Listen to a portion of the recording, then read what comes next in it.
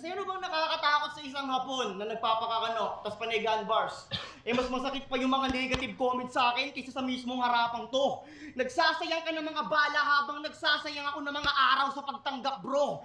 Kaya anong pakiramdam na habang marami kang binabasyo ang kalaban mo?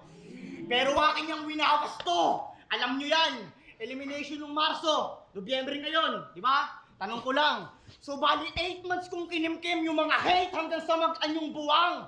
Ironic na ang makaalaglag lang pala sa wordplay mo, guloy na yung dinala ko ng 8 buwan. Parang gunbash na abnormal sa negosyanteng patok sa liga. Kung baga, dala mo'y longgan. Laban sa longganisa. Masama ugali mo, di ba?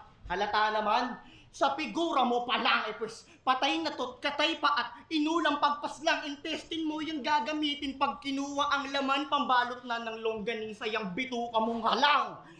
Pues kahit Ayan nga, longganisa seller nga raw to si Nego G, nabanggit to ni C-Rhyme no, naglaban sila, no? Longganisa seller nga siya. Tapos may longgan. Siguro mahilig mag-gun bars to si Jabo. Di kasi ako nakapanood na ibang laban ni Jabo eh. Pero mukhang gano'n na nga, may dala raw laging longgan. Longganisa naman kay Nego G. ang katapat pambalot na ng longganisa yung bituka mong halang. Pues kahit nego ang katapat at humingi ka ng tawad, doomsday mo na to, patay, magmaskara ka na lang sa kahihiyan.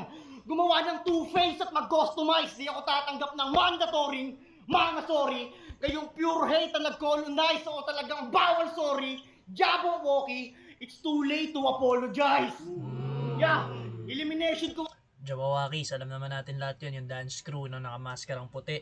Tapos yung sikat nila na sineo dati sa ano yun, America's Best Dance Crew, ABDC, yung It's Too Late to Apologize na pinagsasayaw ng mga Christmas party.